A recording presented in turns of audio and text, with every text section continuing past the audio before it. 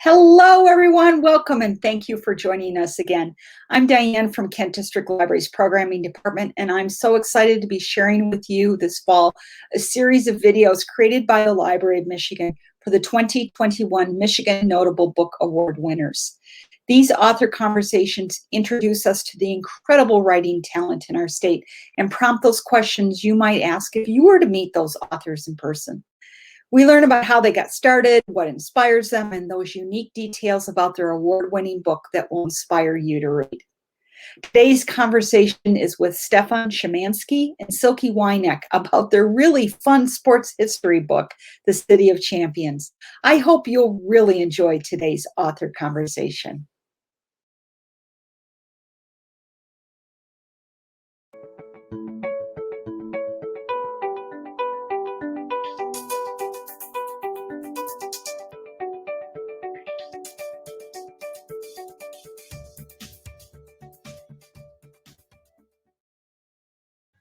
Good morning, everyone. This is Tim Gleisner from the Library of Michigan, introducing the 2021 Michigan Notable Books.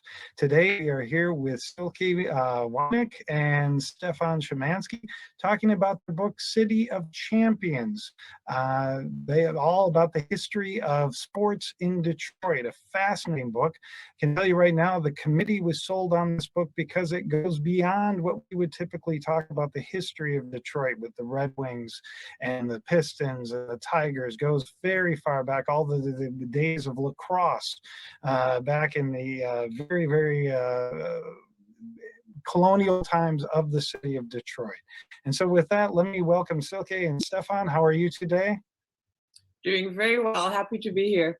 Great, lovely to be with you. Lovely to be with you, and thank you for being here today. And so, folks, today, just like we did last year, we're going to be talking and asking several questions. And Stefan and Silke, I would just ask that you give us some background on yourselves and how did you come to write this book? And whoever would like to go first. That's the question. Who? goes Might first? be easy if you just pick for us who goes first. All right, so I'll go ladies first. So, okay, how did you come? What is your background? How did you come to write this book? I'm a professor of German and comparative literature, and I came to Ann Arbor in 1998 to work at the University of Michigan, and it's really striking back then how few ties there were between Ann Arbor and Detroit. People would straight out tell you, "Ooh, don't go to Detroit. Detroit is, it's so dangerous. Don't ever go to Detroit. Maybe for a game or a concert, but come right back." And I have to say, to my shame, I believed that for several years, right? Because what everybody in Ann Arbor told me. And so when I finally had the good fortune to be introduced to Detroit properly by a friend who had grown up there in the Armenian community and now was connected all over town, I was just, it was kind of instant attachment. There's something about Detroit, despite all the troubles, right? Everything that's really difficult and not great, Sure. that is also incredibly compelling. It is such a compelling city. And I think the more you spend time there and more different parts of Detroit, the more you realize how suffused it is with American history. We say in the book that it's possibly the most American city, that so many iconic American events happened in Detroit. Mm-hmm. And so this fascination, it turned out I shared with Stefan. I was not very much into sports before I met Stefan. I still hate sports, but I don't hate them. I tolerate them. But the stories around sports are so fascinating. Sure. It's such a kind of core cultural practice, sports, right?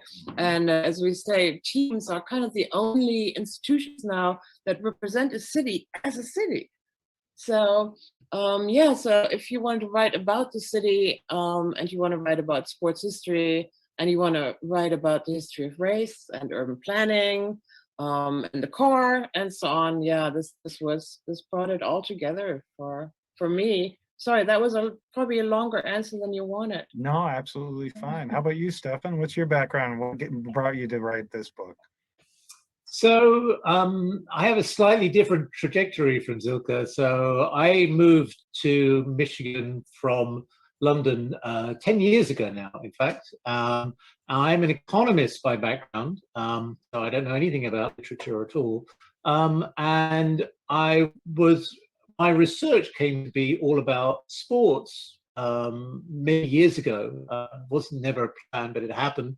And that's how I got asked to come to Michigan. And I'm a Londoner by background. I lived in London pretty much all my life, and I love cities everywhere. And London is a city that has beautiful parts, and it has some pretty grim places as well. And so, coming to Ann Arbor, I mean, I was drawn to Detroit because it's just a big city, and I just want to be in big cities. And the more I learned about it, the more I became fascinated by it. And I think that there is something specific that really got me going on this, which is actually an article. So coming here as a foreigner, I wanted to learn a bit about the history of Detroit and Michigan in general. And so I was subscribed to Michigan History. And I found this amazing article written in the early 2000s about Detroit's attempt to win the 1968 Olympics and the bid that they undertook in 1963. And there was just a little footnote in this article saying that there was material in the Detroit Public Library, an archive of material behind the bid. And so as an academic, I thought, I have to see this archive. I have to go see it. And then when I went to Detroit Public Library, I found they had 30 boxes of materials. And it was just not one bid in 1963 for the 68 games. It was actually a whole string of bids going back to the 1930s, and this perpetual attempt to bring the games. And so I started reading about that. I went through the archive. I started teaching about it. And the more I read about it, the more I wanted to write about this history, which everybody seemed to have forgotten. And at an early stage, I actually proposed to a publisher writing a book about the Detroit Olympics, and a publisher said, "Well, that's sort of interesting, but it's a bit narrow. Could you maybe broaden it out to, all of Detroit and Detroit's history?" And so that's in some ways the genesis of the project, and thinking about putting this in the broader context of the city's history.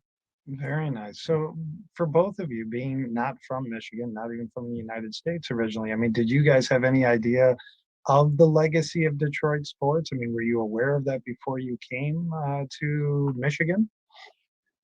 That's a complete no for me, but that would be true for any sports city in any country. Okay.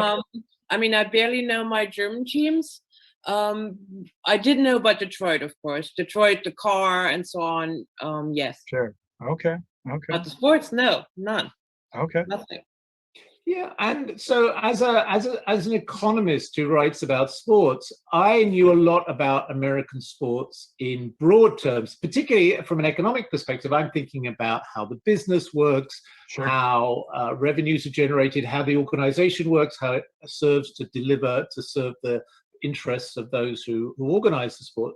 So, but that didn't mean I knew very much about Detroit sports, because, Detroit has a history, but so does New York has a history, Los Angeles has a history, Kansas City has a history. So in some sense, as an outsider, as a foreigner, I didn't really know very much in detail. I probably couldn't have told you very much. And that's probably true about a lot of things about Detroit. Like Silke said, I mean, I knew everybody knows it's the city where the car comes from. But I'll be honest, I didn't know it literally was, a few hundred yards across the river from Canada. And I didn't know that Canada was south of Detroit either, And so these sorts of details that you learn when you come here were, I have to say, completely unfamiliar to me. And again, part of the fascination in writing the book was learning of these things and thinking, this is much more amazing than I knew it was important, but I didn't know it was quite this interesting. Sure. So So you learn about the city, you learn about the Olympic attempts, and I've read about the '63 attempt and how Detroit was really kind of considered way of a backwater, and that's why it would never get the Olympics. I mean, it was one of the reasons that was posited in a previous book. I'm just wondering, how did you guys, first of all, get the genesis of this book to go into a full-scale history? Because, I mean, really, when my introduction, I talked about you both, I mean, you go very far back into French colonial time, British colonial time, all the way to the present. I mean, like, what was that idea? When I don't want to say moment or conversations that you two had about the genesis of this book and saying, we're going to do a comprehensive history, or as much as you can, sports history on the city of Detroit. I'm fascinated.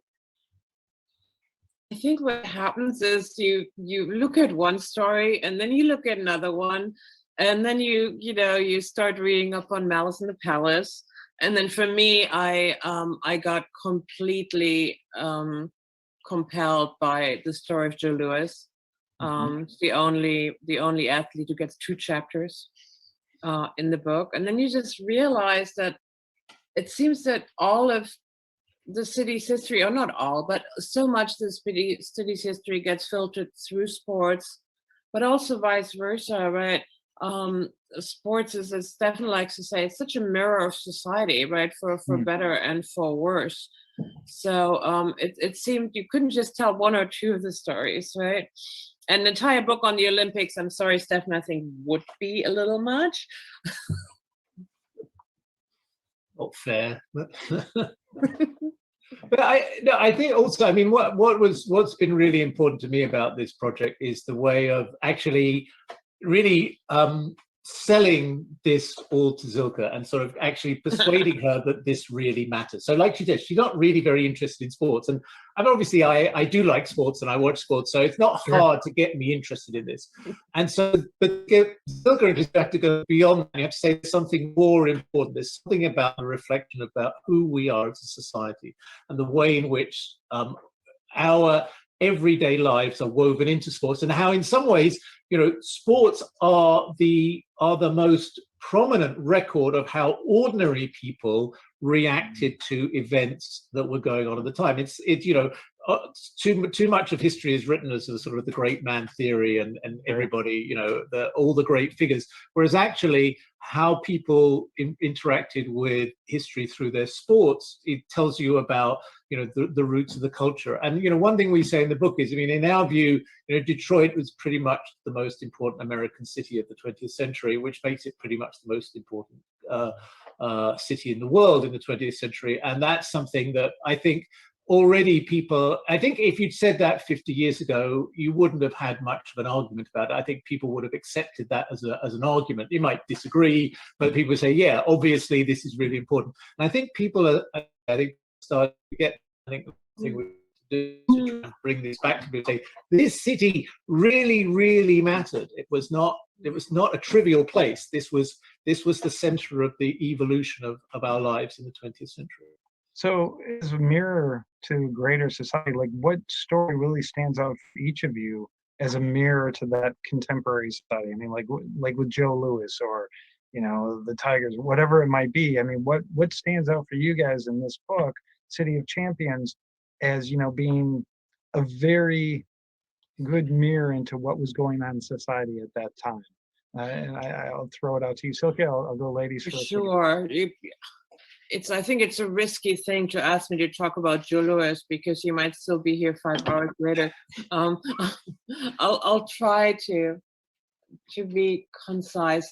To me, Joe Louis is a good example of how various strands come together, right? He comes to Detroit as a kid because his stepfather heard about the wages Mr. Ford is paying, right? And for all of Ford's immense problematic history, I mean, foremost anti-Semitism, of course, he did pay roughly the same wages to Black workers as to white workers, even though the Black workers had the tougher jobs, right? And the more dangerous ones, and so on. But still, that was unusual, and there was a big draw, a big force in the various waves of the Great Migration, right, from the south to the north. So Joe Louis was one of that group, right, that came in the early 30s to work for Ford. Only, of course, to then see the Great Depression hit, and a lot of those jobs go away. But the family did okay. He said there's a fascinating two-piece autobiography that was published in Life magazine in 1948. He said he never knew racism before he moved to Detroit. He said he's not saying that there was no racism in Alabama, right? He's not stupid. He obviously he knows, right? But he said he didn't experience it. But then coming to Detroit, which was then and is now America's most segregated city, right? He got a very quick education, then had this amazing career, right? Boxing was discovered early. Rose to heights of fame, was the longest reigning heavyweight champion ever, second Black world champion after Johnson. Then worked for the U.S. Army, right, as an ambassador. He was asked to bring in Black soldiers who, for good reasons, many had their doubts about whether it was a good idea to fight for America. He had the famous fight against Schmeling in 1938, which was sold as a fight between democracy and fascism, even though it's kind of a fight between two forms of white supremacy, right? Between competing. So here's this all-American figure for a while. Unbelievably beloved by the Black community, respected up to a point by the white community, right? Very, very central figure. Then after the war in 48, he kind of realizes he has to stop boxing, right? He's getting there, it's getting harder. And so he wants to open a Ford dealership in Chicago with a friend of his who has a taxi business and knows cars, right? And what I found in the archives, and it's stuff I still think about every day, were letters by 32 Ford managers and dealers in response to Henry Ford II's query, should we let Joe Louis have a car dealership? And it's a brutal read. It's all like, let's keep car dealing, let's keep Ford a white man's business. Just hair-raising stuff also gives you an insight into kind of corporate racism, right? The kind of middle-brow, white-collar racism of guys who sit in the office, right, and dictate these letters to their secretaries. All 32. Well, one is in favor, but that's in some ways the worst letter. He said, yes, we should let Joe Louis have a car dealership, but it should be in Harlem because we can use it to drive a wedge between the Black and the Jewish community, right? And so, of course, Joe Louis never did get his car dealership. And if you think about what that man had done for his country, the prominence he had, the deep love he inspired, and really a generation. If you look at oral histories, they will tell you that there was not a Black household that didn't have a portrait of Joe Louis hanging in their kitchen, right? So he was a really big deal. He was also very, very engaged in a very quiet way in civil rights issues. He spoke to Roosevelt directly. He got clubs desegregated in England. He got Jackie Robinson onto a baseball team, and so on and so on. And then you read these letters by these mediocrities, right? These car dealers, you go like, no, that would set a precedent. We can't do that. That would hurt Ford's image. And it just really hurts your heart. But you have these strands, you have these kind of complete Detroit stories. Joe Louis is a deep Detroit story. Ford is a deep Detroit story. And they come together here and they show you how the South won the war in the North. which is fascinating and really, really upsetting. And so I'm writing a spin-off book on Joe Louis and the Ford Motor Company, a short one, I have decided, because there's so much material I couldn't get into the book. Look forward to reading it. I can't wait Yeah. till it comes out. Stefan, how about you? What size book or what story really, embodies that mirror analogy for, greater society?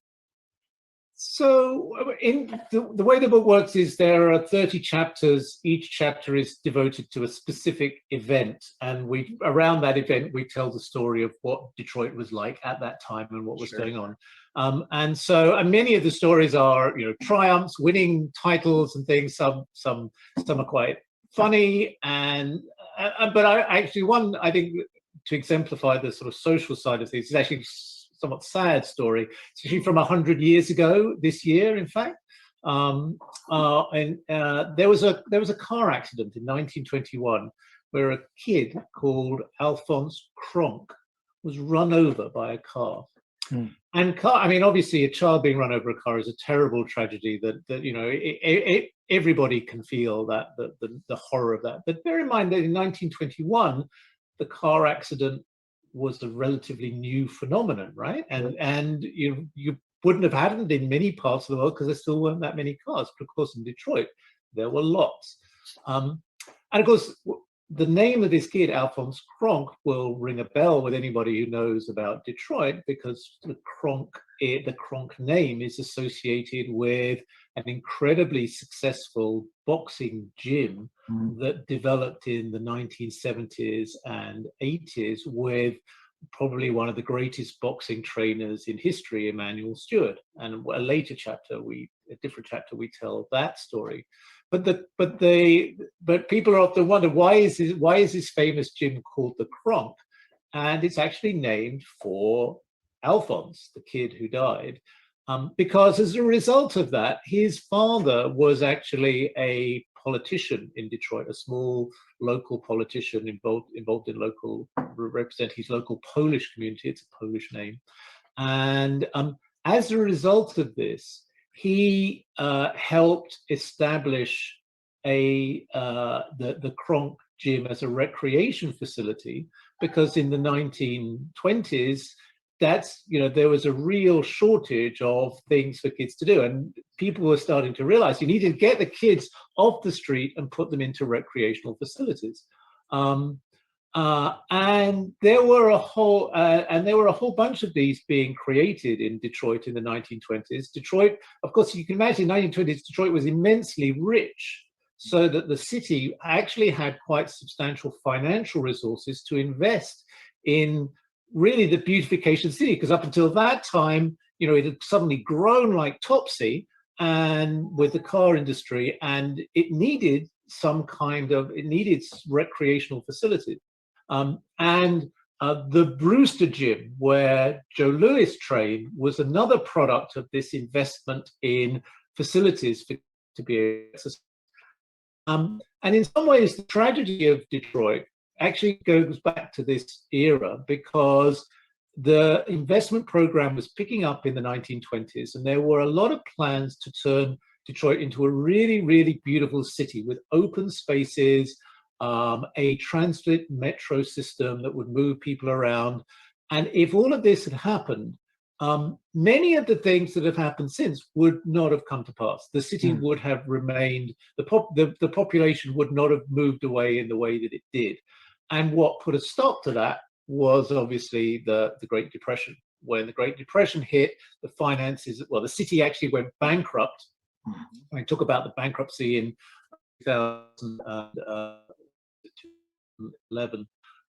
But in fact, the city was actually, the first real bankruptcy of the city was in the 1930s as a result of the collapse of the car industry. And in some ways, that tells you about Detroit's really biggest missed opportunity, or one of its biggest missed opportunities. Fascinating. So I got to ask you both. So, being an archivist by training and librarian, you've done some very deep research. I mean, we're not talking about, high sports level stories. So I have to ask, with both of you, and Sophie, I'll start with you. Uh, so you were definitely doing a lot of exploration in the Ford Motor Archives, is that correct, with the dealers and everything else? I went to the Benson, yes, and I gotta say, I owe the story about Ford and Joe Louis to an archivist, and I will be forever grateful. Right. I had been researching Ford's PR strategy around athletes during World War II. They hired every famous athlete they could find, and they got themselves into the press over and over with that. They had, for instance, Jesse Owens was head of Negro personnel at Ford Really? for a while. But they had just so many guys running around there, and they obviously after Ford Senior's support for the Nazis, they needed some good PR, right? And they got it in part.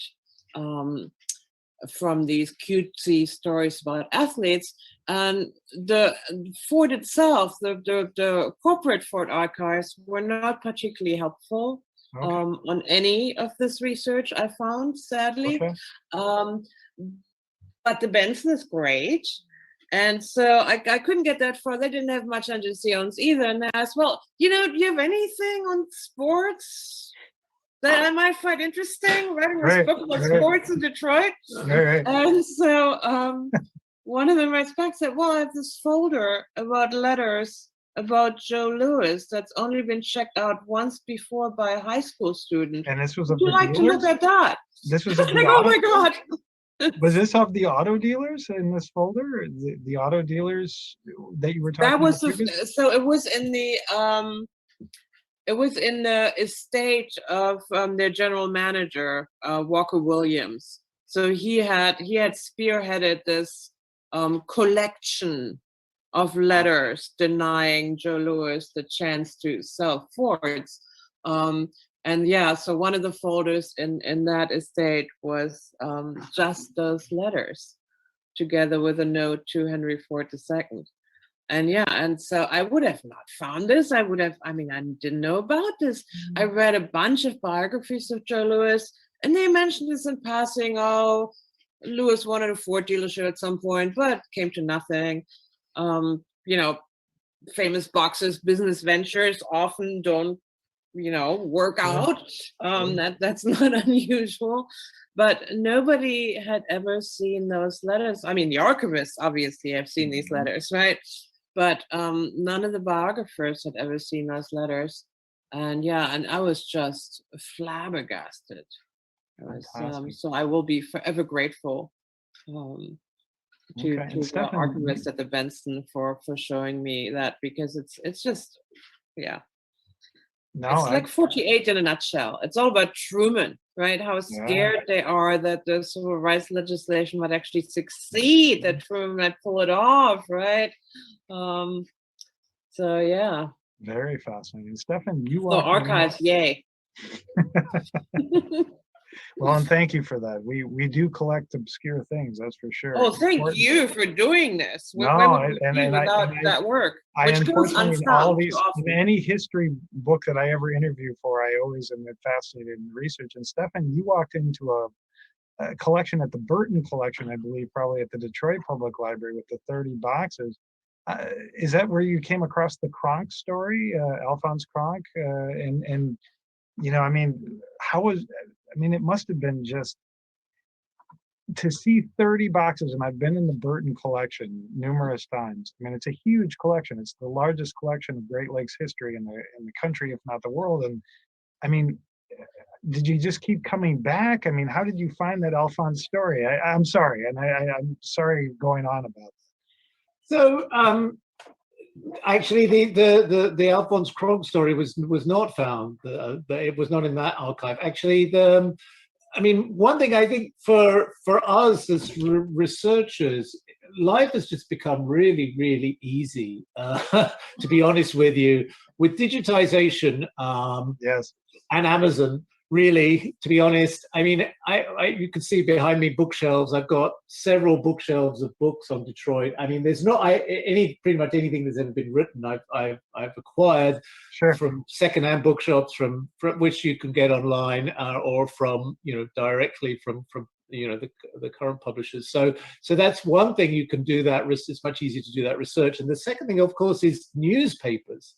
Digitization of newspapers is extraordinary, and that's how I came across the Crump story. Was actually the Detroit Free Press, which we leaned on a lot. There's an amazing. That is the day-to-day history of Detroit, the newspapers, right? And Yes. newspapers.com is really it's really good for that. Can I add something to that? Sure. So while we were writing the book, more and more archives of Black newspapers came online. Mm-hmm. And that was also completely fascinating because, I mean, unsurprisingly, I suppose, you really get a different story. Mm-hmm. Coming back to Joe Louis, the white press, by and large, presents Joe Louis as a good guy, very polite, plays by the rules, doesn't bother us, can be champion as long as he keeps his head down. The Black press knows that Joe Louis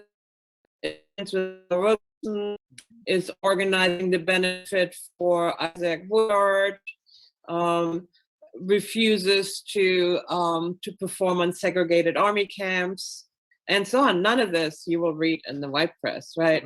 So it was really, really wonderful to have easier access to a broader range also of papers, right? I mean, we did work a lot with the Detroit News and the free kind of papers of record for the city, but yeah, it was invaluable to also have those other sources. Well, so I mean, I think, Stefan. yeah. I mean, what's interesting is the two stories that perhaps Luke and I are most interested in, the Joe Louis story and the Detroit Olympic story. Those are the two stories in the books that really come out of work that hasn't been digitized. So in some sense, that's the most, for the real professional historian, that's the most truly original work in the book, I think. So if you're being picky about it, a lot of the other stuff you can say, oh, it's secondary material, but this is really original archival research in both of these areas. And on the Detroit Olympics, we're just about to launch an online exhibition about the Detroit Olympic bids, which is going to put much of this archival material online. And of course, that's the interesting, your responsibility as a scholar is not just to write about stuff, but also to make sure other people have this material available to them and can do their own follow-up research in this area. And that's something that I think we both believe very strongly. We're going to help people sort of see this material, and hopefully that will generate even more research going into the future. One thing I want to mention about that is also, I mean, it's particularly interesting in relation to people still alive in Detroit. For the 1963 bid for the 1968 games, which took place in 1963, the Detroit Free Press organized a petition with the Detroit Olympic Committee, and they generated signatures, and all of these signatures are in a box in the archive. It's a big fat box of pieces of paper which has something like 10,000 individual signatures on it. The Detroit and I've had some library?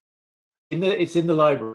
Really? It's in the archive. Fantastic. And I've had as much as I can of that digitized, and so that now we can draw maps and we can show you where people were who signed the petition for the Detroit Olympics, which tells you a little bit about the social structure of who was interested and who wasn't interested, and where support lay at the time. So that's, this kind of thing, that this sort of again, another follow-up project from this book, and hopefully we're going to make all of that available. And I was going to ask you about the socio class economic class of the people who are signing those petitions. So I think that's an amazing thing. I mean, that's a great GIS project right there. But also for people who live in Detroit, you can see which houses we've got. People put their house numbers down. People put their names down. So there are probably people still alive who signed this petition, and you can trace also the movement, the social movement of people in Detroit. So where families are today compared to where they were when they signed the petition back in '63. So I think that's I think. So just a follow up on that stuff. And where is that digital collection going to be? Is that with U of M then? Is that going to be when the digital collection on the Olympics? Well, I'm just trying to figure out because I want to look at it one day. So the online exhibition is going to be up and running in time for the Tokyo Olympic Games. Oh, that will be available. That's going to be an available resource. But that's going to be more storytelling, and there will be some examples of the petition. But the full detail of the petition is something that I need to. Right now, it's sitting on my computer, and it needs to get off there into a public space where anybody can access it. And it's figuring out what the appropriate public space is for it. Amazing. So now both of you wants it, but well, I would assume so, and I think that's an amazing thing because so now to both of you, you have all this research, analog and digital, and there obviously had to have been stories that you had to cut, right? I mean, there had to have been things that you had to say, okay, this has to be pushed aside. And because we talk about the writing process in these interviews, and I don't want to keep you guys all day, but I would like to know, how did you decide what got included and what didn't get included into your book? Because again, I would assume, only assumptions, that basically you both, there had to have been some sort of back and forth with the two of you as to what got included, what didn't. And I'm just wondering a little bit into that process. I mean, we don't have to get down to the nitty gritty, but I mean, just, like maybe how did you decide? It was surprisingly harmonious. We didn't have fights about any of this. But I should also I should say that Stefan had already mapped out a lot of the chapters when we decided to do this together, and it made sense to me. I do have, or we both have, one regret in particular is that women are not very prominently represented in this book. Now, there are a lot of reasons for that, right? We're talking about these iconic sports events, and for most of history, women were just not seen as a legitimate part of iconic sports events, right? But if we had had more time, or if I had had more time, I would have loved to write a chapter about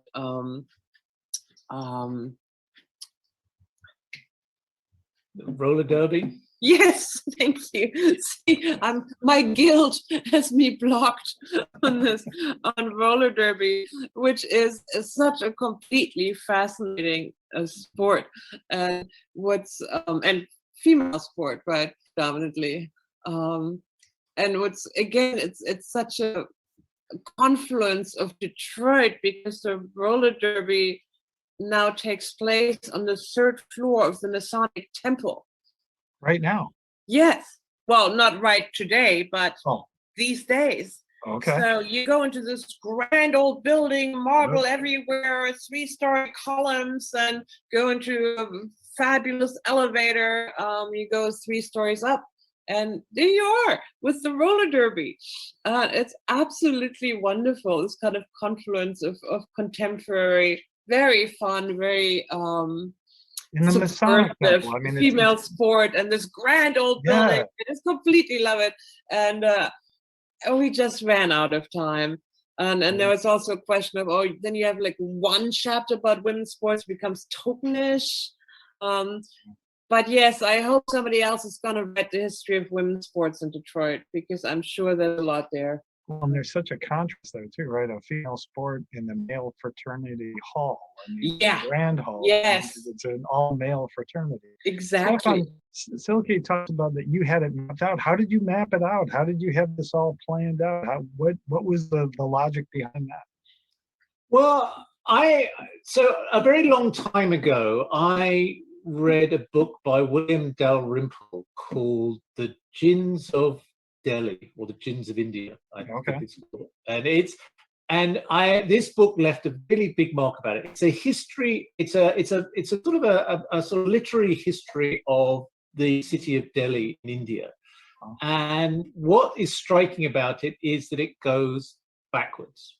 He starts from Delhi as it is today, and he goes backwards, and he uncovers layers of Indian history and the Indian cultures. And of course, India is so fascinating because it is so multi-layered in the cultures that have gone through and left, but still the Hindu roots still very firmly embedded in the culture. So I wanted to use that similar idea for Detroit. I wanted to tell the history of Detroit, but not going forwards in the normal conventional way, but actually thinking of it like archaeology, thinking about starting at what you know, because everybody comes to Detroit with a bunch of prejudices about things they know, things about bankruptcy, things about crime, all of this stuff that makes that people just live with, and it's sort of built into people's prejudices today. And actually use that sort of as a way to say, well, look, let's uncover these, let's go back step by step to see what built this history, and also to think about things like turning points and where things could have gone differently. And so the idea was to try and identify the sporting events, the iconic sporting events that also were points in the history of the city that were very important. So obviously, obviously things like 1968 come up. That those are obvious things, but things like the race riot in '43 is those are very big events in the history of the city. But also, things about the early history of Ford Motor Company.